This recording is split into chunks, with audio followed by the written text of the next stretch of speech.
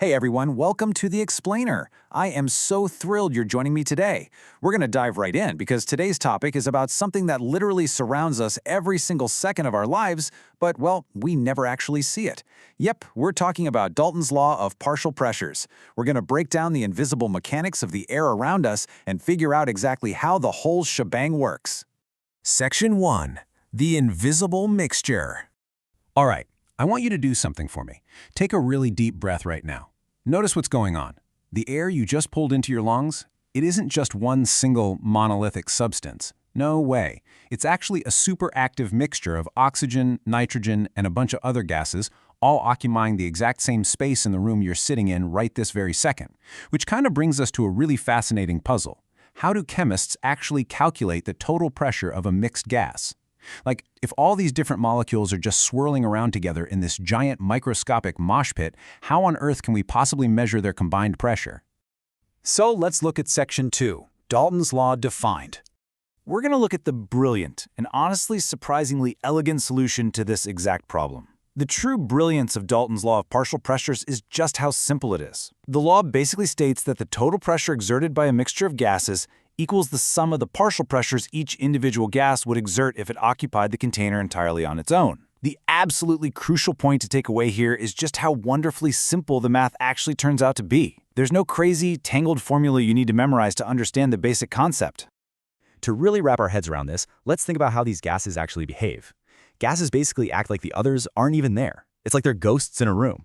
Or actually, scratch that, it's more like antisocial roommates totally avoiding each other in the kitchen. Each gas in a mixture contributes its own independent pressure based purely on its own amount, the volume it occupies, and the temperature. They just ignore each other. You don't have to factor in any weird, complex interactions between the different gas types. You just add up each gas's individual contribution, and boom, you get the total pressure of the entire mixture. It is literally just a straightforward sum. Moving right along to Section 3.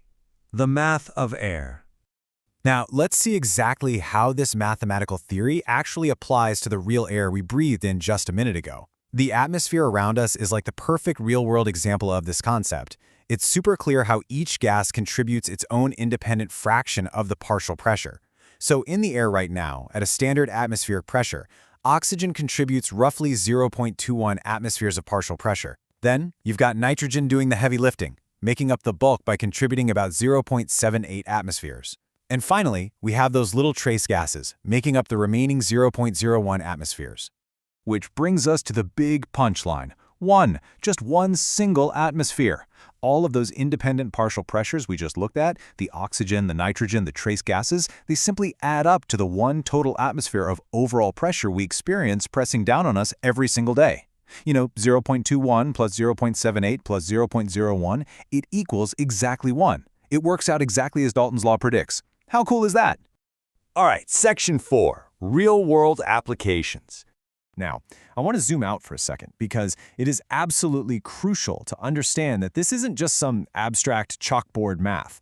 This law has real, literal, life-saving consequences out in the real world.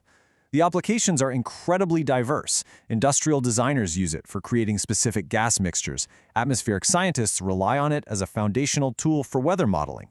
And it even dictates safe oxygen delivery to patients in respiratory medicine. But honestly, perhaps the most dramatic application? Dalton's law literally keeps scuba divers alive. When you're deep underwater, breathing gas mixtures have to be so carefully calculated. Why? Well, so that the partial pressure of both the oxygen and the nitrogen stays within really strict, safe limits at different depths. If we didn't understand that these gases act completely independently and then just sum together, safe deep-sea diving, it would be practically impossible, for sure. And that brings us to our final thought for today.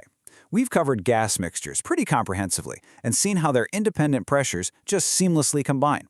But now, I want you to ponder a slightly different, maybe a bit provocative question. We know about gas, but how does electricity drive chemical change?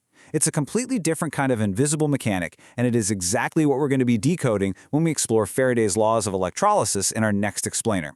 So keep that curiosity alive, and I'll see you next time.